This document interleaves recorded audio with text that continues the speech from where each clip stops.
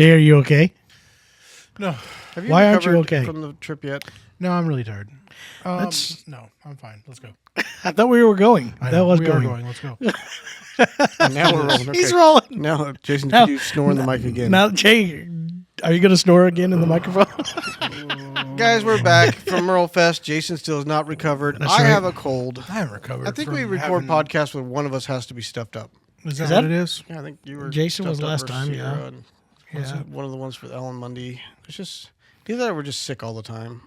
I try not to Sickly be people. sick, but, you know, there's nothing you can do about it. It's just, you know what the problem is? Kids. Kids will get you sick every we single covered time. that. Well, that's why I'm tired too. But Is that why you're tired? yeah. And broke. But you know what? What? You know what I'm not tired of? What?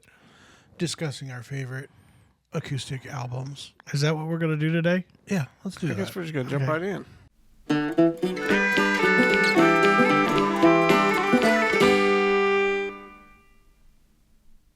You know, last time we did one of these, we had some of our friends and fans on there that are concerned for our welfare, Jay, and they don't like the amount of syrup and sugars that we are drinking.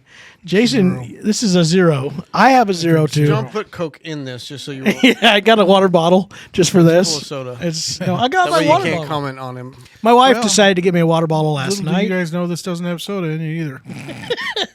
But you know what it does have? It's got these little like cartridges that make it not really water, so Yeah. it's like flavored. Adam Devine, he endorses those. Who? The guy from that one show, I don't. goofy guy. Well, Really the goofy energy guy. level of this podcast is You Joe know, Rogan. that be prepared. guy. We're coming for you. The guy. I tried to segue into the. You just like launched right into it. Yeah, but Welcome it was to the like, where's podcast. this Today we're there? going to talk about albums. I that we wanted like. to talk about water. I wanted to talk about the fact that we don't drink as much. We are fat guys, but we don't drink as much sugar as everybody for thinks yourself. we should. Okay. Do you drink a lot of sugar, Jay? I'm not fat. All right, and Jason, go ahead. What's your I'm favorite heavily album? insulated. I don't appreciate that. Just love store it that. up I for don't the need you winter. to call me names. I got the internet for that.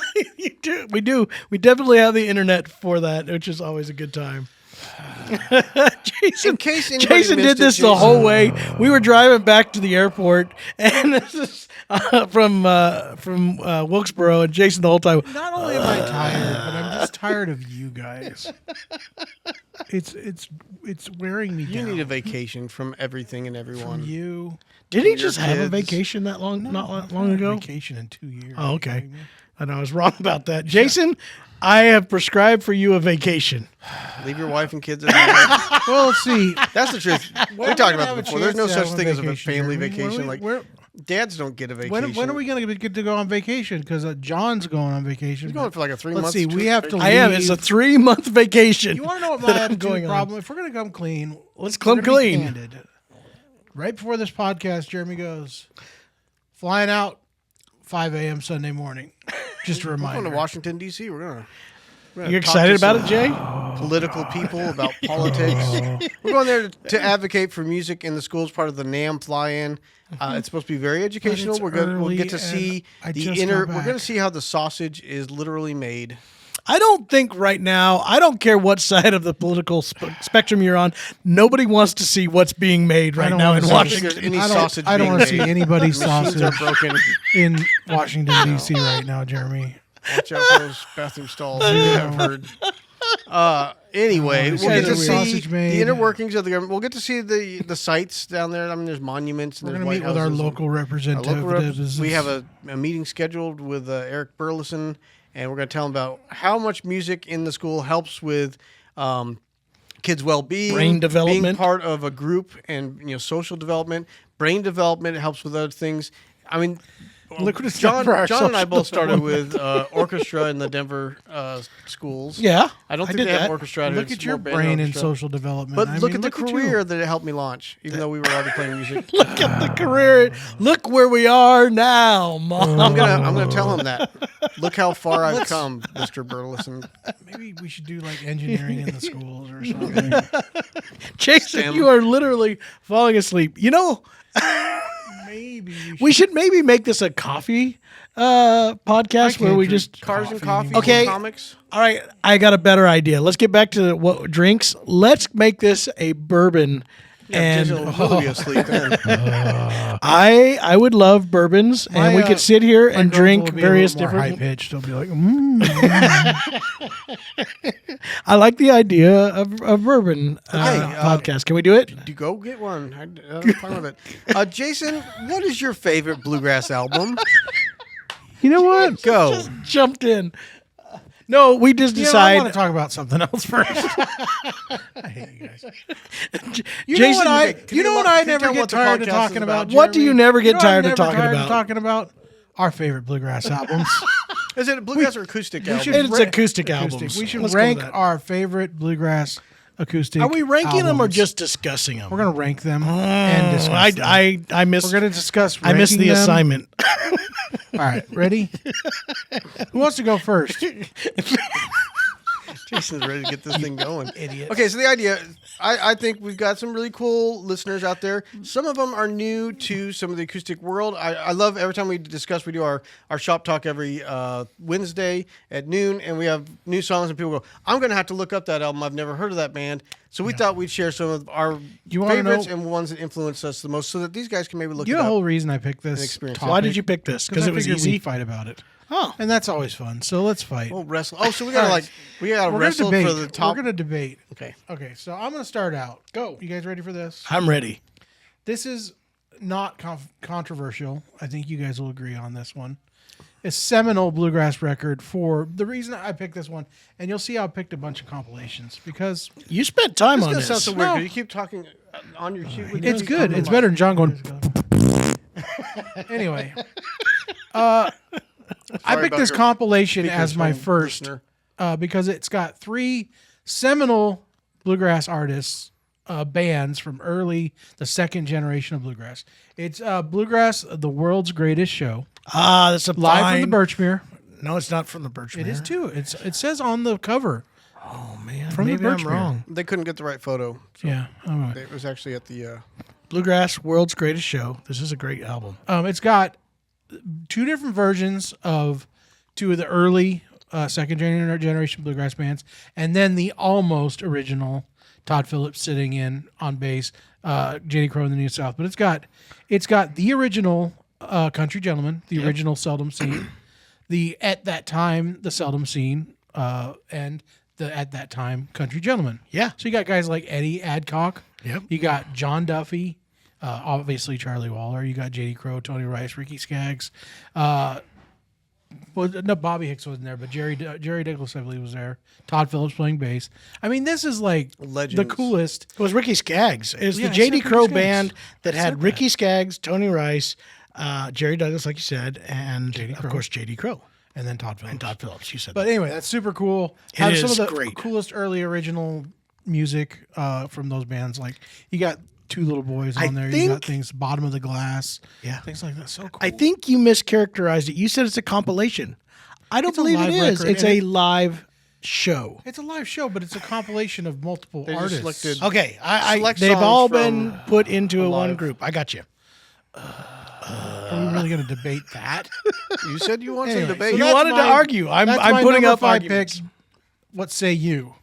I think that's a really good option. I didn't even remember or to think about that one, but we used to listen Yeah, to it I a mean, lot. that's just a seminal bluegrass album. That's I like to say something Seminole. He does right say now. Seminole. Every time I say it, I think of Seminole. That's what I was going to say. cool. Seminole. Yeah. And also the location of our acoustic shop, 1913 East Seminole Street, Good job, Springfield, Missouri. Good job for that fine commercial. Now they're going to come visit us.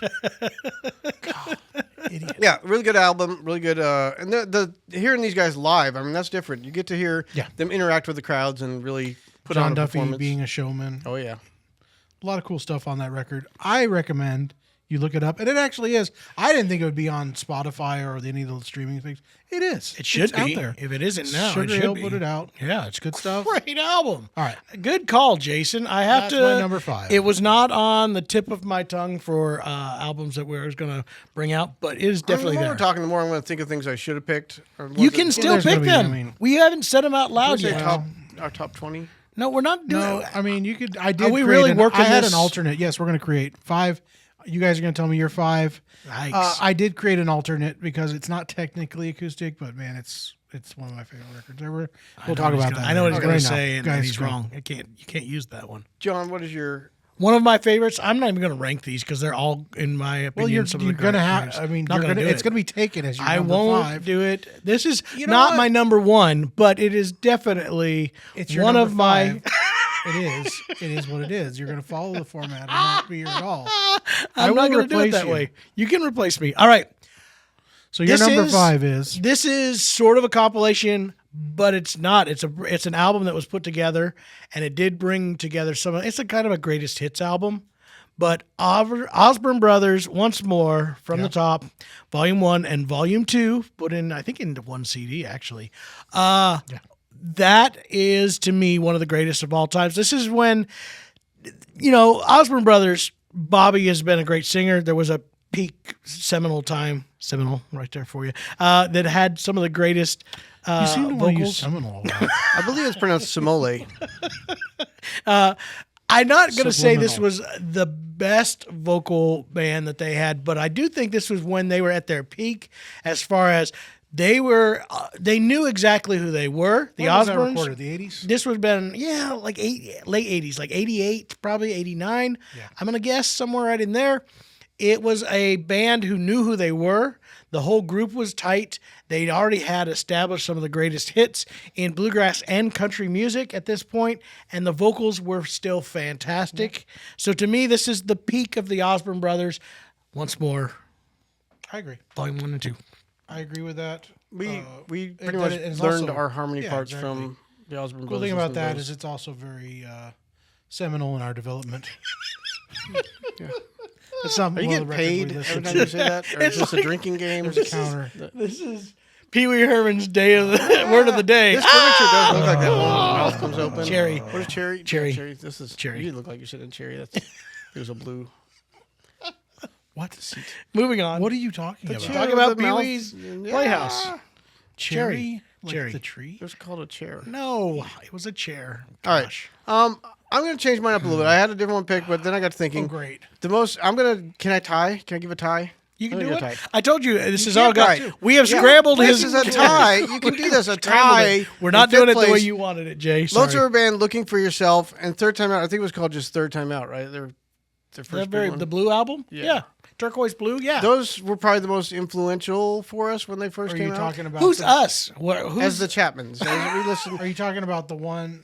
God, they're going to look at the cover. It's Alan blue. Bybee It just and says Terry Third Time Bobby. Out. Yeah, that's the one. That's the one. yeah. It's blue.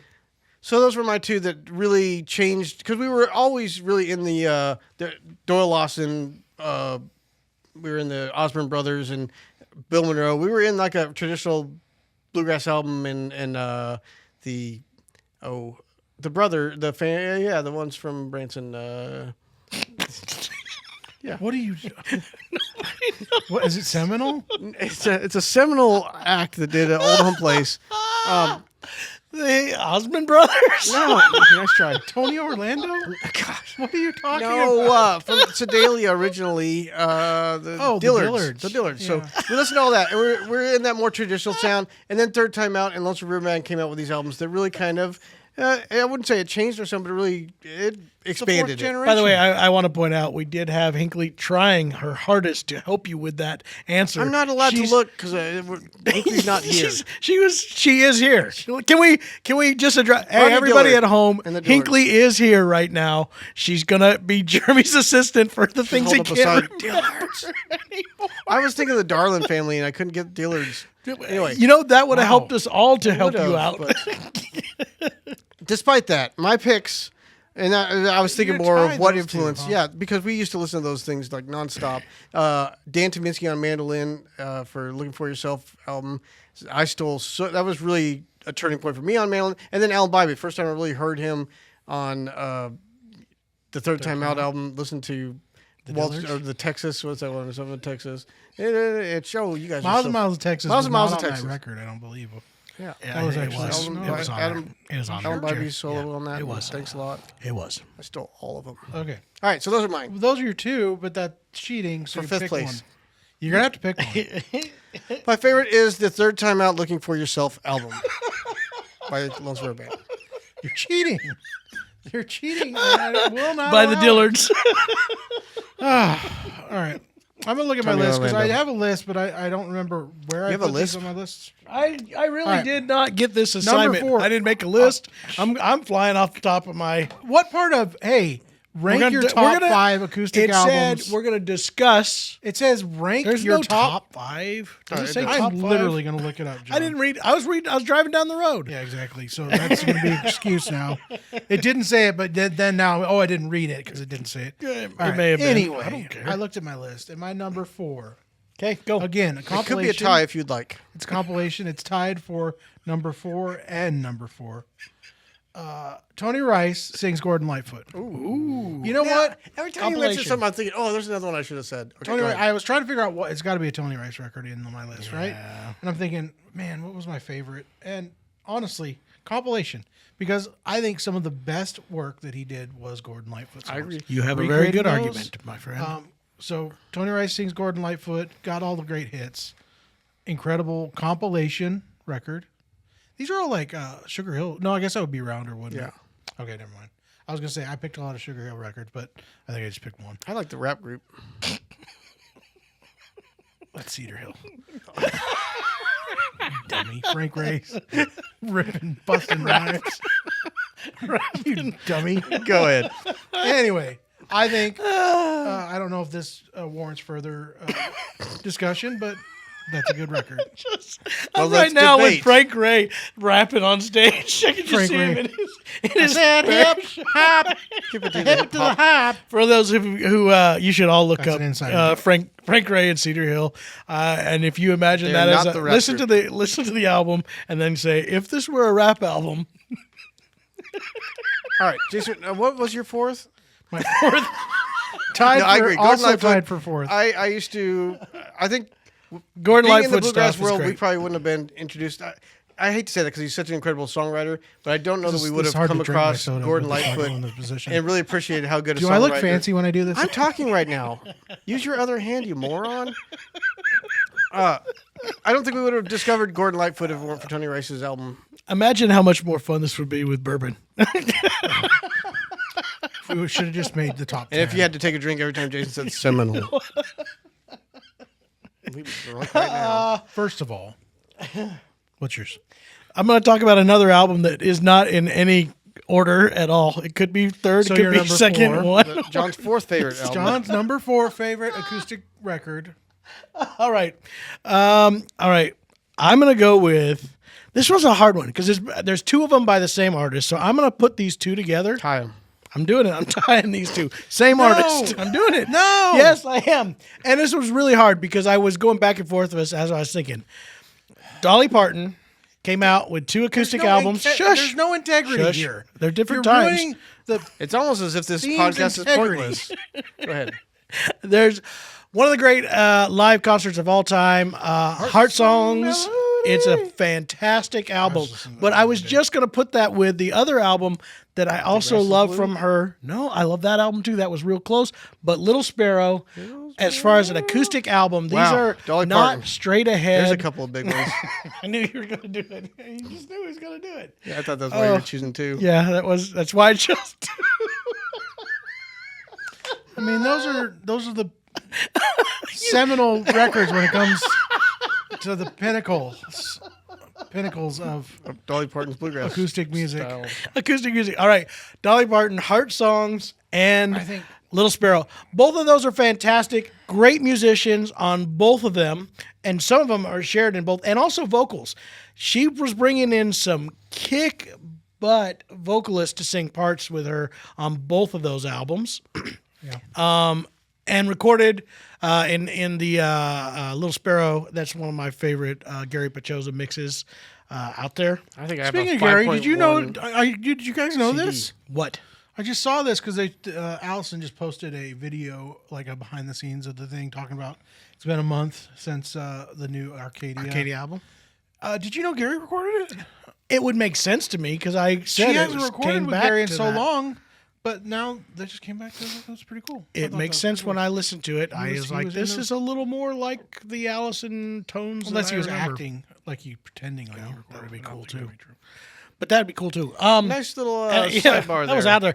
Hey, Carve can we out, talk as they would call about those what on your podcasts. thoughts are on the 2 Dolly Parton albums I chose? Well, I would say that those are 2 peaks in acoustic music. I agree. Yeah, a couple big ones. Islands in the Stream, you might say. Those are great albums, and like you said, they put together incredible. Put together incredible. This is Sorry. inappropriate. That was a. I mean, Dolly's made more jokes I about had it than to say anyone it. else It is has, true. so- No, Nobody's those are. made more jokes I about don't it than know. Dolly herself. I don't know if I would pick Little Sparrow over The Grass Is Blue. I did. Those are pretty too. But here's why. Haven't let your light shine down. Here's why. Here's why I went with Little Sparrow. We said we wanted to talk about acoustic albums, and it's not just, it's bluegrass instrumentation on a lot of it, but it actually is a little bit more of an overall acoustic album to me. There's quite a few songs that aren't banjo-centric. Grass Is Blue, way more bluegrass than That's Little what I Sparrow. said. This was more of a general acoustic album Heart Songs definitely is. That's got a full country band at certain points. in certain points, but there's a lot of acoustic it's music great. in there. Yeah, very fantastic. Good choice. Maybe. I was going back to my Would this be your number 4? Tied for my number 4? mixtape that I would make. You can't David choose your own. Grisman Quintet.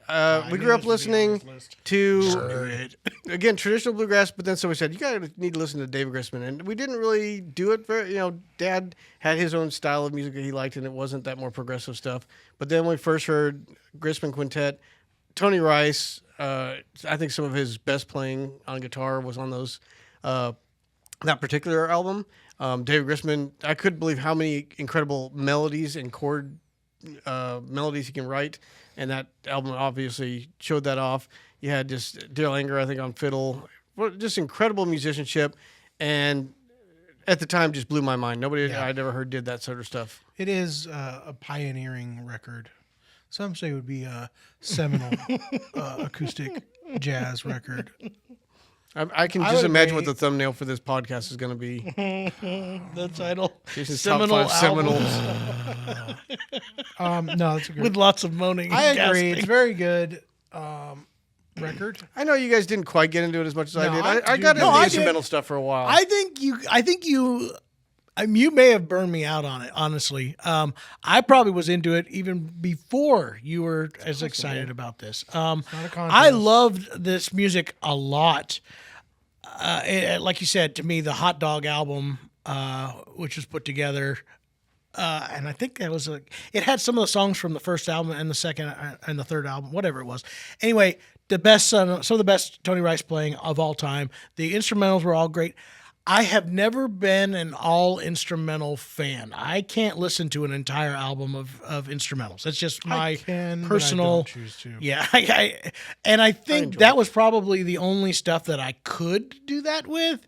I think that's when I was just really started to get into being obsessed with getting better on mandolin. Like up to the point I was kind of faking it and not taking it as serious as I should. But then I got a slow down machine, and I learned I think just about every solo on that album.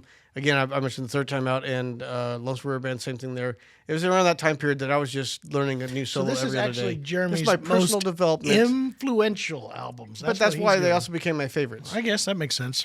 No, you're right. Of all the instrumental things, that's it for me personally. If I have to listen to more in an album than 2 instrumentals in an album, I'm pretty well done.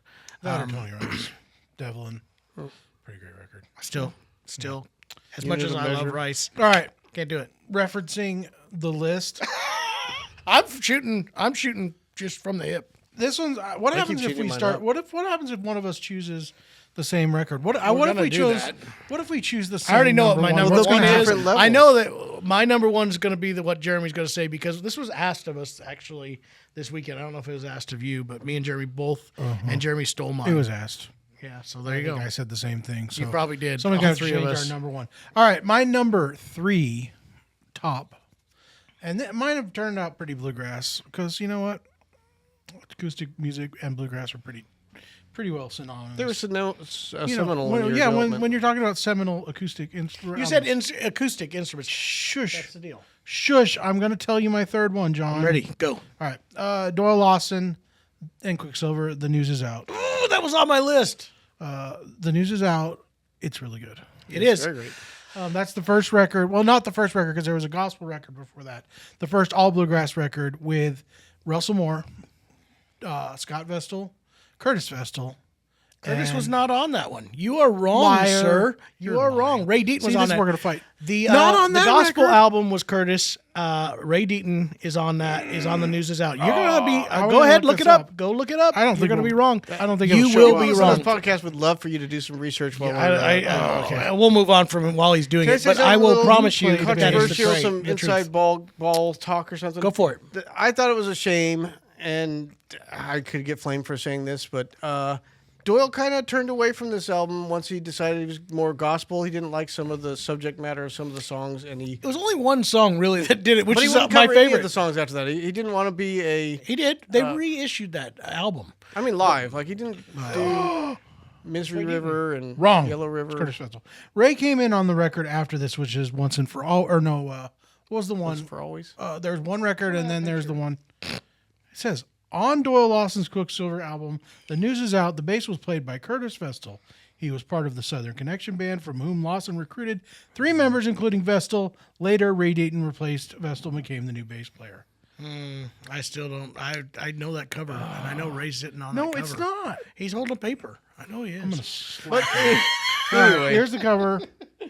That's Ray Deaton. Ray Deaton is in the cover. But That's why I would have holding went with that. newspaper. I've seen the cover a billion times, and I We know have to Ray look is this holding somebody don't call. trust GPT. or I want to Gemini. say that he. I mean, it's possible that he played on the album and was by the time the album came out, they shot the photo for it, and Ray was there. But I know Ray Deaton is sitting on there. We should know this, but anyway. But it is one of the greatest albums of all time. Let the Best Man Win. Great cut. This is, to me, you guys know this, my all-time Had Till the Rivers favorite. All Run Dry on that too. The Grass? No, No, it was not. that That's would be, earlier than that. that would have But been. Russell Moore is one of my all-time favorite singers. Has Reed. been. That's right. Is now and always probably will be. I Here it is, tried guys. so hard to be him, and I could never even come close to living up to it. Power, pitch. He is such an amazing singer when it comes to his pitch.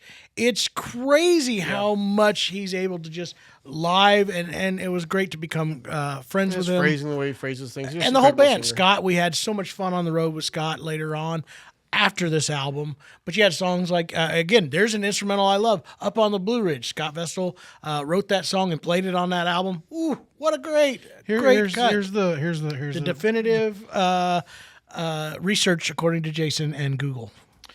here's the list of songs, guys. So you got to remember which one this guy. Sweetheart, You Done Me Wrong. Ooh, good one. Incredible. This Dream I'm In. Great. I've heard these words before. Such a cool song. Vision of Jesus. Up on the Blue Ridge, like you said. I'll Be True. That's like, Don't you worry. I used to sit in the about truck and just sing along, dude. That Grass that I'm playing is really blue. Oh yeah. That's one of the best Doyle Lawson We should do songs that I've ever sometime. heard in my life. Have I Loved You Too Late? Let the Best Man Win. She's Walking Through My Memory, which is like classic. Come on. And Wonderful Beautiful Place, So which is where I put this record. It's a wonderful, beautiful place. So let's talk about this. I know That's we're what we're here for, this John. album, but what was really cool, again, we got to know those guys pretty tight, Ray Deaton and Russell especially, and produced our Scott. first Ray 2 produced records. our first 2 full release, Castle releases. yeah, on record label releases. And we talked about this. For Doyle, this was a turning point for Quicksilver. They had already done the albums, which, by the way, were going to be on my list. I have one too as well, that had Lou Reed and had Jimmy Haley, and you had Terry Bauckham. And this was like a solid core. Randy Graham on the first album. This was a core group.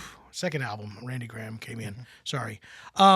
That was just ripping the scene apart because they were doing bluegrass in a way that hadn't been seen by. It was a modern take of a traditional sound.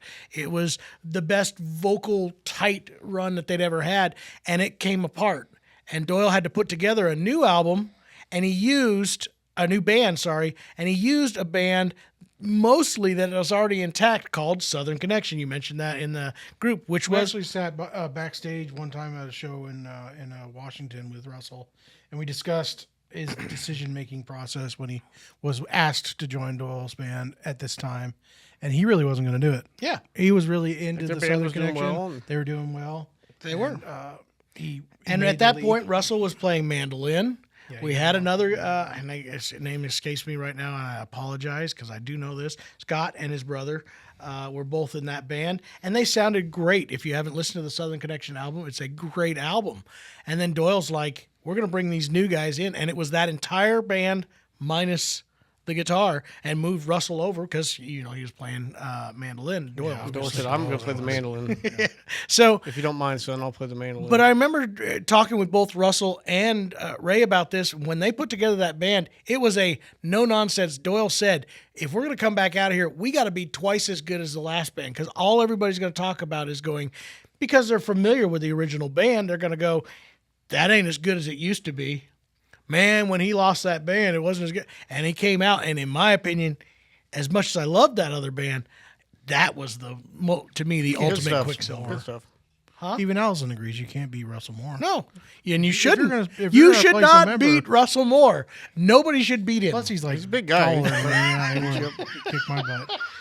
Anyway, Yeah. All right, so Good we can move selection. on. number 3, Jeremy. That what? Is it my That was turn? my turn. Oh, it's John's turn. Oh, we're still talking about mine. Yeah. You chose that one. All right, I'm going to go with a little bit more traditional very traditional, but progressive. Ooh, how's It's it both? going to be Del McCoury, Cold Hard Facts. This is a powerhouse. This is to me this is truth time right now. Confession. When I first got into listening to bluegrass, Del was not my favorite. It took me a while to It was appreciate the. You know where The I'll You tell were all the opposite. stories. You actually Sweet. liked I it love- better. You know where I got into Dell? Where? A good friend of ours, friend of the Acoustic Shop and Chapman's, Prater, Kevin Prater. Kevin. Yeah, Yeah. his His dad. dad, yeah.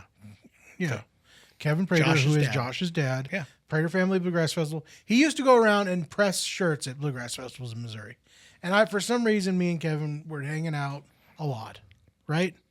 And all he did while he sat there pressing shirts was play Del McCoury. He played "Don't Stop the Music." What was the other record? What's the one with the windshield wipers beating in time and whatnot? Yeah, that's Any of those records. Played them constantly. And I just, all of a sudden, it's like, oh, Del McCoury, that's good stuff. So So I where compared I Del learned Del McCoury McCoury. to a fine Scotch. or I was Steve gonna When I go Wilson. to first bourbon. got into Scotch, I gonna did go to not like the bourbons. peaty flavored stuff. It was just too much for me, and I was like, oh, why does anybody like this? But then when I started to really get a little bit more acquainted with it, it has now become my favorite. And the same with Del McCoury. When I first heard him, I'm like, I don't like this. But then the more I listened to it, the more like, this is my favorite thing ever. So So Del is an a- artist in Del is a stinky fine- cheese. Stinky cheese, fine Scotch, coffee, all those things that you Beer, learn to all the appreciate. things that you hate Yeah. when you're younger. Yeah. that was it for me, though. That era. Cold Hard Facts is a great record If anybody- because first record if any of our that he listeners had haven't- a producer come in, Jerry Douglas. Yes. Really, I think the cool thing about that is, again, it was Del McCoury with a little bit, you could tell Ronnie was having a bit of an influence then at that point, and then Jerry obviously had that polish. If anybody has not yet got a chance to experience Del McCoury, it is a traditional bluegrass voice, very nasally, high pitched, very powerful. And talk about pitch, he's Soulful. got perfect pitch. Soulful. Like he's on key, but man, Plus, that's it's right. a little When that grating band- when you first hear it. That band had been together for a long time. You had Jason Carter, you had Mike Bubb, you had Rob and Ronnie, and they were just in the peak. And then of you their added touring all the time. Jerry on Dobro, which again, Jerry produced that album, and that was a really wild thing about that album was when I heard that Jerry Douglas is going to produce a Del McCoury album. I'm just sitting here like, really?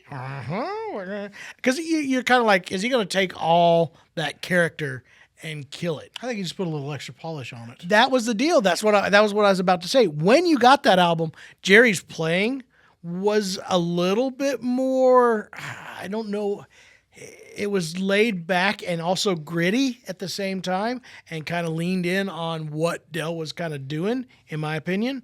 And like I said, it fit in pretty darn well. It gave a smoother side to Del and gave a little bit more gritty side to what Jerry was doing, in my That was opinion. also the beginning of Del kind of reaching out and doing like pop covers of like Cold Hard Facts is an old rock cover. Yeah. It's pretty cool. It's like the beginning of that Del McCurry heyday where he was like world famous. We can do anything. Yeah. Opening for Was that not fishies. the time when they were doing the fish tours? I think it was want right to say it after was that. right in I that think it was time period. Right after that, because Yeah. around the time. All you fish fans, if you haven't just discovered, a that was with the Fairfield 4 in there. That was Those records. that was good. What was that album called? I forget. It has the flower on it. It's That's just all I the can. night, I don't know. It might be called that. But yes, that if you're a Fish fan, that was a big deal. They were on tour together for quite a bit of time. Yeah, I I like trout. I like little walleye. I'm a big bass fishing kind of guy. myself. Anyway, guys, Anyway, you've move on. been the moment you've been waiting for. You. Jeremy's going to bring it around to another more recent album. That Tied for third. nope, this one. Are we in? Third place right now. I told you I'm not ranking Again, mine. I just want people to minutes. experience it. That's why I chose this one. If you haven't listened to Punch Brothers' Punch album, it's here where we Chris go Thile again. came out Chris Thile. with a 4-movement Oh, Lord. piece Mandolin player picks a Chris Thile record. that is What? but not Oh, because are you kidding me? Oh, that's so new. it's not because of Chris. Nerd. I mean, it is because of Chris because he wrote it, but it's the perfection of those. It's a 4-movement piece, and it is basically like a classical arranged parlor music piece I where went to a every 4-movement piece, every by the single piece in there. I'm talking about every I've single had 4 part. movements in the time it took you to discuss this record. You guys get all the time you want to wax loquaciously about your favorites. Now I'm going to talk about You know, Thile you are correct. and Great. Was this it's- called Punch? Really? Yeah, I thought Punch. it was. I thought it was just called Let's see. There it was first Blind came out Leaving the with- Blind before that, or it was called How to Grow a Band. How to Grow a a Band. Woman from the Ground was the And name of then the it album. That was the name of the band for a long time. Yeah, How to Grow a Yeah, and Band then he until they changed it became to the Punch Punch Brothers. Brothers, The first release was wasn't there- Punch, and this is the one that had the Blind Leaving the Blind 4 movements. And it's just incredible because it goes through all these different emotional stages of Chris's life. I am. Chris's life. Let me look up Google. I thought he did this one as a solo record. No. No, I guess so. You're probably You're right. probably right. I mean, you are the Blind Chris Thile Leaving nerd. the Blind is the first movement on the album Punch by the Punch Brothers. It's the one where they're all dressed in the different Okay, you're stages right. of dress from Yeah. no What socks a cool and shoes on to- cover, by the way. It's the progression of them as a band and Is Chris that what in it his was? Oh. personal life. The song was him going through a divorce and moving to New York and all those experiences. But it is just almost perfection as far as all the players and the parts that they contribute to. We were tell used to a cool bluegrass. story. We were used to bluegrass where you have, all right, here's the first verse and then a chorus and then here's your solo. Now it's all interacting with each other. Like one layer's over top of each other, or it'll start with the bass really doing all the low parts and then it goes up to the high parts. It's basically This is almost like going with Jeremy to a art museum and having explain. Now look an at art that. piece. That it's not just a Campbell's soup can, guys. You're not getting why that. It's That's what it feels like. And you're doing a good job explaining. Again, I'm not trying to trash on you Blind at all. Leaving the Blind. But you are correct. I It will is sit like there and somebody listen to that with explaining headphones on, and I art was to like, you. Well, cool story And behind that. They did it live. Yeah, I was gonna say a cool story behind that. We actually went and saw. We were actually in Nashville when he released the record. I didn't go that no. night. You weren't there? Well, first we saw him at IBMA You before lie, that. Yeah, first you we were saw there. I was okay. there. Because we went to the station inn for the there. album release party. and I got I Thomas's know, we wife saw him arrested. backstage. For We were backstage at IBMA while they were still working this up before the album was out, and you got Noam Pakilny playing these incredible parts on the banjo, and Thile and What's his name again? I Critter. remember you have a video that you don't know how to say his name correctly when you interviewed him. There's a bunch of Noam Pakilny. yeah, me and Jeremy were sitting backstage. Anyway, they did a showcase at IBMA even before the record was released. They were doing these and they were working them up, and it was awesome to sit back there and we're listening like, holy crap! This is How do they incredible. know where they're at in the song right now? And It's then just all of a so- sudden they'd stop and Chris go, "No, you came in half a beat late there." And you're like, "Oh, my bad." I'm like, "No, you didn't. No, it sounded incredible. I don't are you know what talking just about?" happened. Chris, Yeah. you're wrong. But it just But- incredible stuff. And then what I was saying live, obviously they toured with it live, but the recording, they had the array of microphones on this one where they were all had their own mic, but it was in one room together. So they had to do these 14-minute pieces array of that had the microphones. most incredibly difficult solos. And if you messed up, you had to start the whole thing over. Think of the pressure on that. I'd be like, "Oh man." I just got to minute 14 and I messed up. Yeah. And Chris goes, "Oh, guys, you were a have half to do beat that over early there. Anyway, but also seeing it live, the record release party, they did the entire record from start to finish live at the station, and that was pretty cool. And the rest of the CD is incredible too, but that one just stands out to me. I just listen to that over and over. None of this diminishes I'd say it the was fact that seminal. you're a Can we nerd. start? Can we start the Scotch? Because he's the fact that you're a Chris Thiele nerd. Okay, I admit it. You're a nerd. you are. So it's true. No, I'll Referencing my list. Is this the part where when he starts talking, I can go to the bathroom and let him just keep talking? I'll come back. He'll still be going. Jason, what is your number 2? My number 2, according to this list, it's got to be this, right? You all know what this is, right? Please tell me. Number 2, it's a bluegrass album band, and it's specifically California Connection. That was my favorite. I think it's volume 3. I find that interesting that you have a favorite of the bluegrass albums. Well, this one had some of my favorite songs. I'm not arguing with you. The only song that's not on this record, because it's got Devil in Disguise and all those cool ones, the only song that I would say I'm missing of my favorite bluegrass album band songs is Age. Age is, and that came later on at like number 5 or whatever, 4 or 5. But What age were they? So, for those not familiar, we call it the Bluegrass Album. Tony Rice in the early 80s, I think it was like It was early 80s, 81, 82, owed Rounder Records some albums. a couple records. Yeah, and Part of your contract is that you will deliver so many so albums. many albums before you can get out of your contract. Or To renegotiate. do this, he didn't have or didn't want to, or I don't know the exact details of this, but either didn't want to or didn't have the material to put together in the time frame that he did. So he decided, you know what I'm going to do? I'm going to get all of my favorite traditional bluegrass buddies together, and I'm going to cut traditional covers, the ultimate from Flatt and Scruggs to Osborne Brothers to Jim and Dillards, Jesse, the and Dillards down in Dillards. Branson. Monroe, Mr. Monroe. Well, that was actually a J.D. Crowe album, but you're close. that But album placed on but the bluegrass, and they called it the Bluegrass Album. Yeah. That was what it was called. The original one was just called the Bluegrass Album. And And they said, it "What was are we going to call our fantastic. band?" By the way, the band was J.D. Crowe. That's the Bluegrass Album Band. The band was J.D. Crowe, Tony Rice, Doyle Lawson, Bobby Hicks, Jerry Douglas, and Todd Phillips on all but the very last one, which was all instrumental. That Well, was there's a Mark couple Schatz. with Mark Schatz. I think it's Well, only I'm the not last gonna argue one. with you. I'm not going to argue with you, but I think you're wrong.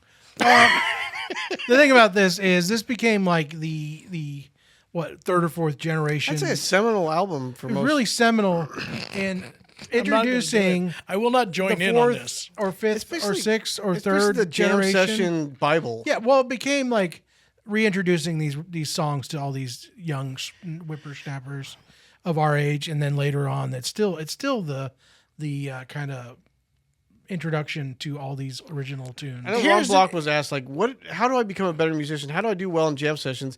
And he said, do what I did. And he tells us to this day, learn every solo, every kickoff, every arrangement from the Bluegrass album backup. BAM All the and the backup. And he did that for banjo and guitar. And he said that you'll be able to hang in any jam session in the world if you can do that. The cool thing Bluegrass was jam is session. I'd it took agree all with that. that incredible music, paid tribute to it, but also modernized it. Yeah, this to was a degree. And like I became said, like the this is official the third arrangement. generation of bluegrass people. This is a modern version of bluegrass, and it's so funny we call it a modern version when we said this was late 70s, early 80s that are coming in here.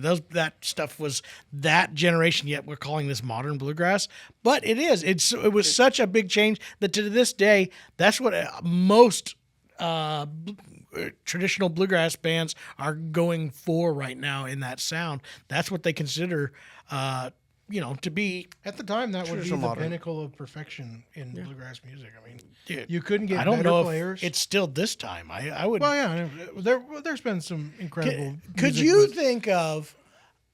I mean, without pulling Jerry Douglas in anyway, can you think of putting together a better band to do exactly that? It was done. There were a few attempts at grabbing other songs that were I there. would say Dolly Parton attempted and did a really good job of it at the time. Yeah. But is it the same as that?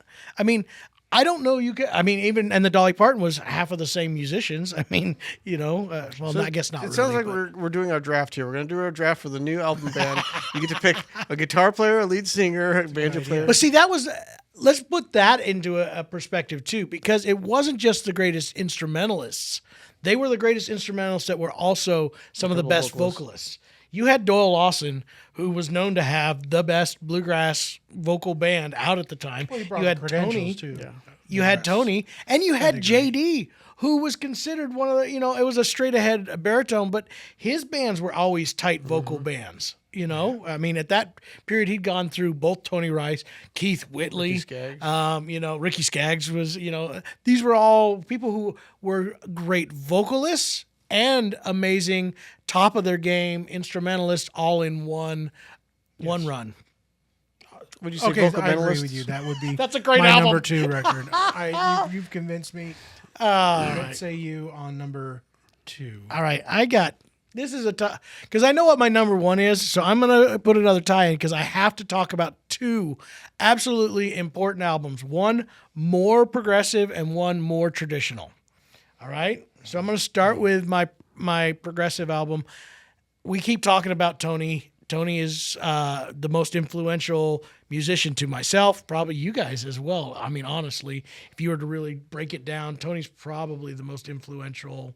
Oh, this is me. I'm a guitar player, and I picked Tony Rice. I'm a Tony Rice. I know player. that's why I had to come up with another one that goes along with it. But the Cold on the Shoulder album to me. Is that what you were doing? Yeah, I was getting you that back. was so good, Jer. I'm glad you got me. I feel Burn. I feel like I'm gonna go home and cry for an You're like hour. an idiot now, don't you? Oh wait, the guy who plays guitar picked a Tony Rice album. Oh. All right, so that Cold on the Shoulder to me was the album that got me fired up about bluegrass guitar, Tony Rice, all of the stuff, the entire album, and it wasn't a little bit progressive. Cold on the Shoulder. What? It's going to get a little older every day. It is.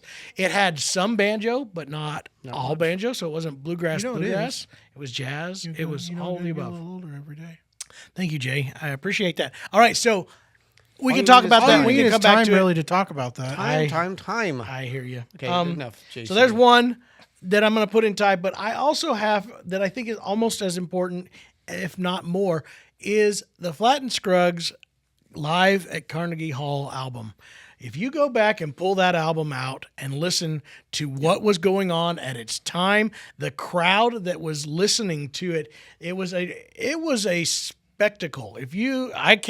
I remember sitting with that album jacket. My dad had it, and we'd sit there, and I always held every album jacket that I ever was listening to. And you could imagine the audience. You could hear them, but you felt like you were in that audience. That album had the hits. It had those guys just ripping it, and then an audience who was just like eating up every bit of it. It went from just screaming and making so much noise in between songs with applause to dead silence when the things would come on. And then the solo would come in that ripped somebody's face off. And whether it was Josh Graves hitting a dobro solo or Earl busting the banjo, and the crowd just go nuts again. True story. Go. You know how to get to Carnegie Hall? Practice. I think you take a left at. Practice. You got to go to New York. It also possibly that album possibly featured a guest appearance by an unknown banjo player named Pete Wernick. It is true.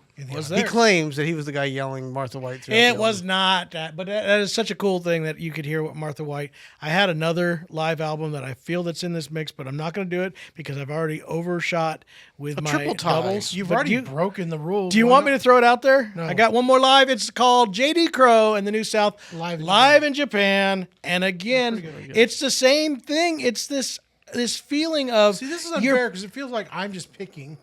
So I'm leaving out some great records. I know. But you but- guys just break the rules, and it makes me look like an idiot. You know another great live album? what? What's his name? The country guy. I'm drawing a blank on him now. But Thank you. Hello, Trouble. Buck Owens. Buck Owens live. That was going to be not Jason's number. It's not I didn't say acoustic. acoustic. I was just saying We're live doing- albums. We're going live doing- albums yeah, now. We've changed this to what are your top 5 live albums? Alison Krauss live.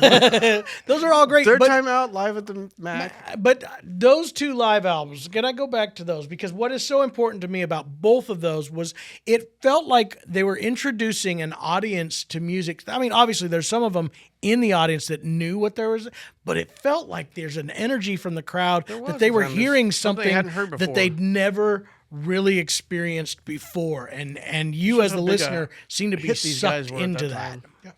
So those are my albums. I'll shut up now. Okay. Jason stole. I mean, he chose a specific one. I said the Bluegrass album band, the Bluegrass album. It was like the first one that they did. Okay.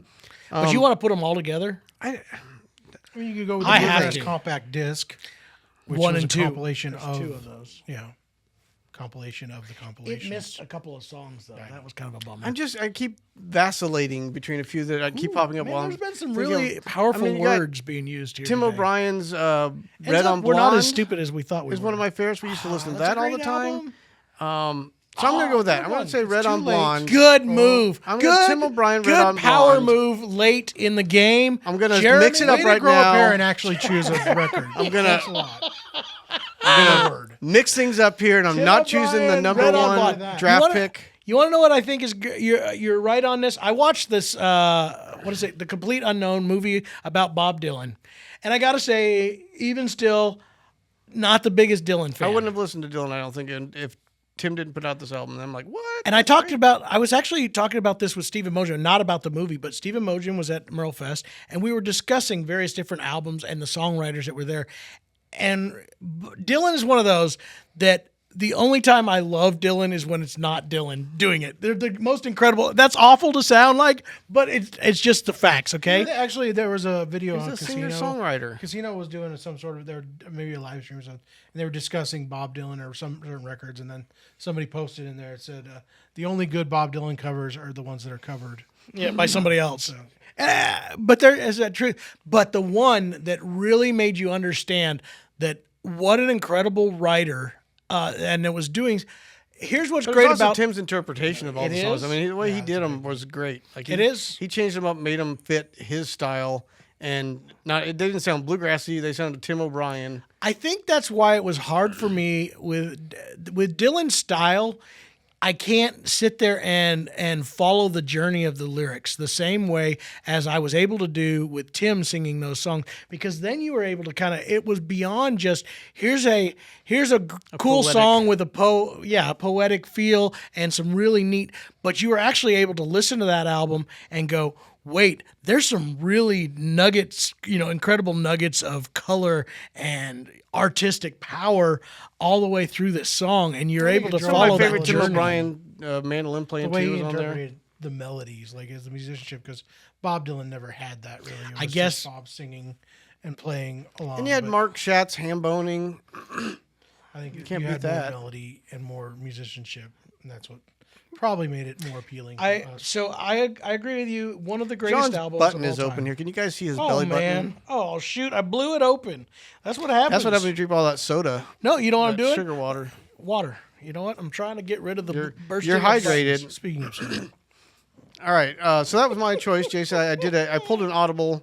I changed what was on my list because you stole one that was kind of covered on there. So I want to introduce people That to was something that was else. a fine power move. right. And since I went first, I'll get to choose all of our number one favorite albums. I'm guessing.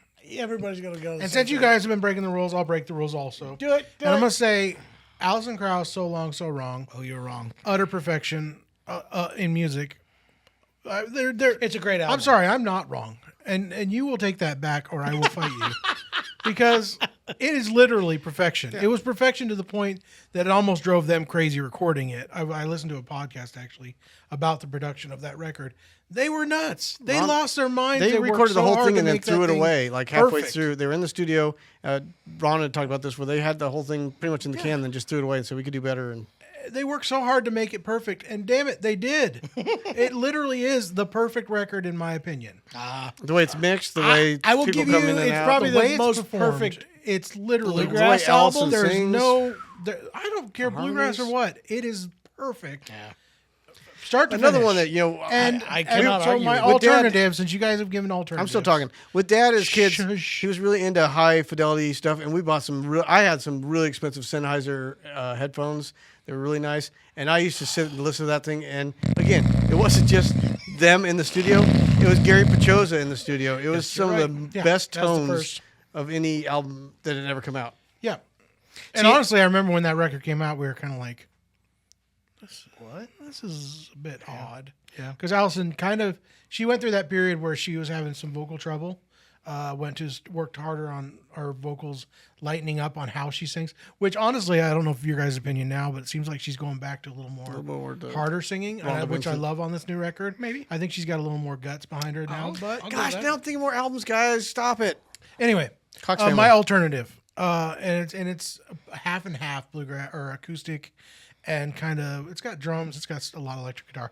But the Cox Family, I just when we're thinking this over, literally tied for the most perfect record I've ever heard in my life. You're on there. Those are my two. It's fantastic. Again, that's one that most viewers probably haven't listened to. Look up the Cox Family. It's hard to find. Honestly, it's not on Spotify. It's not on anything. Weird service. You have to find it. I'm gonna go and pigtail off Sydney's of your one of the stuff. best I'll talk about songwriters, these, greatest but those vocals. you are absolutely great. Right, that those are some of the best albums. I don't know if I can go with number one. In fact, Anything you say is with wrong. with both of those albums, I have a counterpoint. And the weird thing is, they're by the same artists. Here's where I'm at. Forget right about now. it, John. Forget about it. It's Forget About It. Forget About It is Forget About Allison. It. Allison Krauss, to me, the most I don't perfect deny that it's album great. of all time. That drum at the beginning. I don't care. Forget about it. I listened to it Boom. today. If you're going for production value, maybe It's not even just that. the cool thing about So Long, So Wrong. This is where we fight. Yes. Is it's got bluegrass. It's got Alison Krauss, what she was calling at the time contemporary, adult contemporary music. I believe is where she was categorized at Walmart. It was actually, that was Forget About It album. Yeah, I know, Anyway, that's what I'm saying. yeah. But I'm saying So Long, So Wrong has elements of all those things in one record. And then you had Adam Steffi still in the band. So just shut up. You're wrong. I agree with you. That's why I would have put it more as a bluegrass album. Here's where I go with Forget About It and why I love this album for the greatest acoustic album of all time. And it is, to me, the greatest. There's no doubt in my mind. It's the entire album is a journey. Everything, the way the songs flowed, some of the When they songs start, actually halfway through, would go like the band's already playing and fade and the into song each starts. other and worked its way from one song to the magical. next. The recording, this was a first of production. I think everything Allison about producing this album. It was like her swan song. I don't know if that is right because it's like her last big hit, but it's like her big. What I think you could say is it was a seminal record. I in Alison agree. Krauss's career. I like with that album. There's a kind of a thing to me, and this was me listening to this album.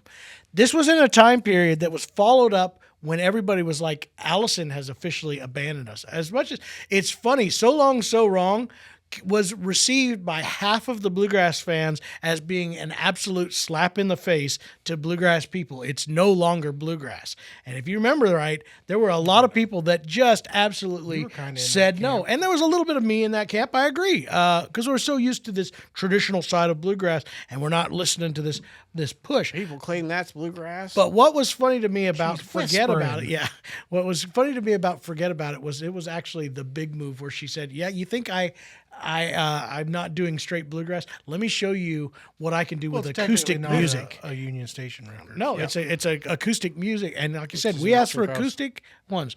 All right, other one that falls in the same lineup. You said You've already given alternatives. I gave the alternative. Family. Cox Family, Gone with the Cotton. It's a more recent version of. Now I forgot the title of the one you just mentioned. Just when I think it's over. Just when you think it's over. It was the follow up to that, and to me, the production's a little bit better, even still. Really good production. It was when It's Allison. great, and it's most Allison will excited tell I've you been- it's. It's the most I've been excited about a record in 25 years. And if you haven't seen it, what's cool about that album was it was actually cut in the same time period as Forget About A It. couple years after their last record. And it was dropped. Mostly Allison's band. What was so funny about the album, the first one was that was done on Asylum Records. and that record label Produced by released the it. Crow. Yeah, what's the guy from Black Crows. yes, Counting Crows. Counting Crows. You're correct. Lead singer. Yeah, that's right. I know. I don't know. Yeah. He's the one that signed him to Asylum Records. They had the biggest budget, was able to do stuff with it, and that album came out, Jay. And you're right, fantastic. They said it's probably the biggest budget album that had ever been done in a bluegrass realm. And they followed it up with a second one, and they gave the budget to do it. Allison produced that one as well, and then the record company just dropped it. It was marketing, no done. promotion. They hadn't even they changed CEOs, Yes. I believe, and had to Just- restructure. just dropped it. Dropped the record, just canned it, put it in a warehouse. Well, actually, the story is Allison kept the masters, never gave it That's right. to Asylum Records. She kept the master because she was so proud of it. It was such a great album that she just knew didn't they want would it to destroy it. disappear, and she knew that they would just. And years later, Rounder Records contacted. Was it Rounder? Yeah, I it's thought it was Rounder somebody put it else. out. Okay, It was the guys, the current people. you at could Rounder. be right. They reached out somehow or talked to. No, it was talking to the CEO of Asylum at the time. They were talking together, and they said, "Whatever happened to this record?" And they said, "Well, I believe Allison actually has it." And then they said, "Well, let's release it." And So Bob's great- your great- uncle. B. Bob's your uncle. Going back to New Forget Cox About It, Family record. those two albums in general, So Long, So Wrong, Forget About It, really perked our ears to being audiophiles, where it was our dream to someday work with Gary Pachosa, based, I think, on those two albums in particular. He'd done a lot of others too, but those two really just stood out as like the tones of them. We did get to work with him on Ode to the Simple Man. It's just called Simple Man album. Well, it's Simple Man, and he actually he did the mixing of the album, but he got to tell some stories, which really, when you listen back to both those albums now, make so much sense. The clarity of them, like how not crowded the music is. Gary would say Allison was just fanatic about. She'd play it, and she'd go, "Play that with Jerry's run that he did there, or that lick that he did there. Play it," and then she'd go, "Play it again without it. Play it again with it in there." Play again without it. And then she'd just decide, all right, it didn't add anything to the song, get rid of it. Like she would just cut anything that didn't add to the overall feel of the song. And then they also started experimenting with spatial In that stuff. same vein, we're going to cut this section out because it's not adding anything to our podcast. Okay. So we pretty much can go through and put the Jason filter in there and get rid of all that and cut 50 minutes from this podcast. How does Chris Thiele relate to this record? Jerry? Well, then when we're in the studio with Gary, Chris was also cutting I can't a believe solo nobody- album. I can't believe nobody picked the Nickel Creek record. It was on my list. It That was should've on been my on my list list. too. I brought that one up. Oh, what is the name of Chris's album that he was cutting at the same time? Yeah, It's that Not solo- All Who Wonder. No, it was the solo No, it one, was the just one him after playing that, every yeah. instrument on it. He was in the studio with Believer? No. Believer. It is Believer. Yep. He was cutting an album in Gary's Which studio. is- He was is- sleeping is, in the studio while Gary was mixing our stuff. Justin Bieber's fan club. A also. little inside They're Beliebers. ball here again. The intro to Ode to the Simple Man, where John's guitar is reversed. That was a Thiele thing. He went in there and said, "Hey, cut that," because John just did a really big rake, and Thiele said, "Hey, cut that, flip it over, and then reverse that," and then that stayed in the album. So Chris Thiele is So- also a producer of that album. Take that, rewind it back. Ursher. Got the. I don't know what you're talking about. what Anyway, you're saying. yeah. So Got great to choices, make you guys, really all go, over. Now I've already forgotten what I had. I had Forget About It on mine, take and that, So Long, So rewind Wrong. it back. Number one, Jer. Well, you picked them. I had Forget Come About up It. with as another mine. one. It's your Nickel Creek. Nickel Creek is your opportunity. Nickel Creek was I don't know if that quite makes it or not. I don't know. I really loved it. We listened to it. Okay, I just listened to it today. Literally today Nickel on the way Creek's in. first album called Nickel Creek. Yeah, Lighthouse. Kicking off with Ode to the Butterfly was a pretty bold move. An album that had, for as big a commercial success as it had, about half of it was instrumentals, which is pretty uncommon. But obviously, if you have Sarah Watkins and Sean Watkins and Chris Thiele, you can do that. Yeah. Originally, I think that first one did have Chris's dad playing bass, Scott. We actually had the first album before it was called Nickel Creek, and I owned a copy of that I sold on eBay for $350. Well, it was called Nickel Creek, but it wasn't that. It was Nickel. It was called something else. It's called something else, and then Then Sugar Hill released it and put It a was new cover on pre-Sugar it and Hill. all that. And then And you sold that? I sold it on What a eBay for jerk. $350. Yeah. Did they give it to you? Chris probably gave it to you, and that's why I you think did he that. did. We signed it. He signed it for you. Ah, what a horrible, horrible But I got friend the you same are. album in another one. I would never do that. If all of you people who ever gave tell me him to pay for albums and diapers, signed okay? those for me, It even if was they were necessary. super, He was broke. I think I still have a Dixie Chicks little cowgirl album that was signed by them. I didn't get rid of it, Jer. You know why? Because they gave it to me and it was kind Would have got and it was burnt very in the 90s nice. anyway. Anyway, there are so many good ones that we couldn't list here that we listen to nonstop. I mentioned, Live at the Mac from Third Time Out. We used to listen to that all the time. So much Lonesome River Band stuff. Blue Highway. How many Blue Highway CDs I was just going lived to in put our... the one. What was the one with the driver on the front of it, the chauffeur? The I first can't one remember he that did on Ricky's album. label. I can't remember the name of that. That's such a great one because it had Clay and Audie. the Angel. What was that song? Seventh Angel. I I don't know. Still Climbing Mountains. Oh, Still Climbing Mountains, great one. See, can see, name that's so how many things great change. I albums. like putting together. If I were to pick my favorite bluegrass or acoustic songs, I think Blue Highway would have probably 2 or 3 in the top 10. Wow. What was the big T-Bone Burnett thing that you put out? Not the... Down from the Mountain. What are you talking about? I don't Down remember. from the Mountain? I guess, yeah, that was probably... Yeah.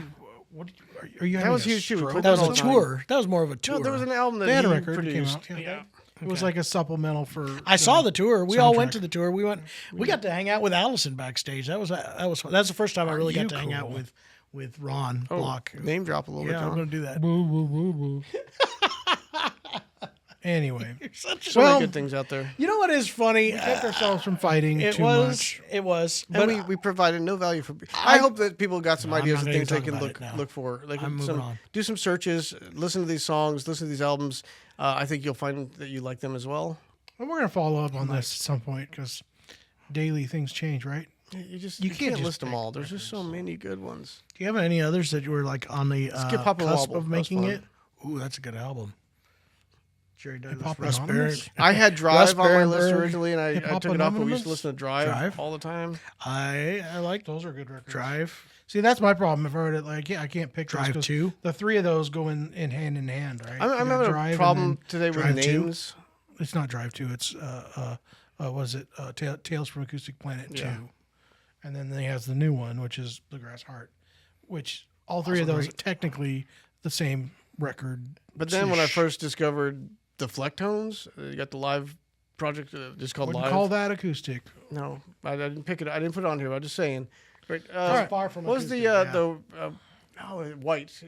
He sings with Jeff White? Jeff White. We used to Great listen to album. that all the time. Great Good album. record. Yeah. I mean, if you start picking like unknown records, Underrepresented. Can we quit with Underrated? the underrated? I think that it's almost offensive to people. You are the most Unknown. underrated player that I I get know. that. Okay, That's- unknown. That's very because Lesser I guarantee known. you, there's less people that know about Jeff White's records Lesser than they known. do about Alison Krauss's records, and that's a crying shame. it is a crying shame. Those are good Same with the records. Cox family. I think that's very. mean, they didn't get near the attention they probably Honorable should have. mentions would be like the Bluegrass Cardinals records. Oh, Cardinal Class, Jim one of and my Jesse. favorites. My first record I ever bought was a Jim and Jesse CD. That's a good one. I mean, come on. Yeah. Too many good ones. And next episode, we'll just cover our favorite hip hop records. I can't wait Hop for that one. to the hip hop. Hip Hop Anonymous. Guys, thank you if you made it all the way through this podcast. Yeah. I'm sure that was a chore. But This has been another episode of The Acoustic Shop Knows Things. are we they going to put don't, links to or these not. albums in the bio? I think they can put links in anything you want, Jeremy. Yeah, just put links to all these We albums. can link and to listen whatever. them What and, else you want? You want to link to your Chris Thiele fanboy page? Yeah. fanboy page? What is it? Wish list. I love Chris. I wish he loved me. when Sierra was talking about writing a letter to her hero. Yeah, that was Hi, Jeremy. Chris. We used to actually write letters, which is kind of funny. Jeremy had Chris's number and would text him daily until he changed his number. Because I still text it just in case he gets that line I back. don't know if you're still on here, but I love you. Why you guys gotta be mean? I love Chrissy Lee too. We all do. That's the best part about this is we all enjoy and love him as much as you, but it's so much more fun because when he came out with that the Deceiver album that John comes to me and goes, yeah, he is a genius. Yeah. Because on that album, he plays every single instrument, including piano, electric guitar, acoustic Deceiver guitar, is still violin, one of my regular bass, listened albums. I'm surprised that didn't make my top 5. Deceiver It's is very fantastic, progressive, very fantastic. out there, but I guess it's incredible. not truly a acoustic album either. got some So. electric. I give you a lot of hell about Chris Seeley, but I get all butterfly when I get around Barry Bales because he's I love him. Yeah. I love you, Barry Bales. I will say it. We gotta go duck hunting sometime. I've never been. I'll go fetch your ducks. I'll be your retriever. What is it? Yeah, you always have your list, like your cheat sheet. Chill. No, we're not doing this. Anyway, that brings up This has been shut down. That one is one we could do for the Bourbon Podcast. I'm sorry, Barry Bales is an attractive man, and he's incredible. He's tall and dreamy. He's tall, and I think he's incredible. He looks cool. I could love you, Barry Bales. I could make you happy, Barry Bales. All right. It's over now. It reminds me of Thank you guys for joining us. We're out of here. Bye. Yeah. Enjoy listening to music. The Acoustic Shop knows people. Handmade by Trent Pruitt, Hinkley Hinkleston, and Jason Chapman for the Acoustic Shop. Theme song written and performed by Ofer Koren. And please remember to rate and review us on Apple Podcasts, Spotify, or wherever you get your podcasts.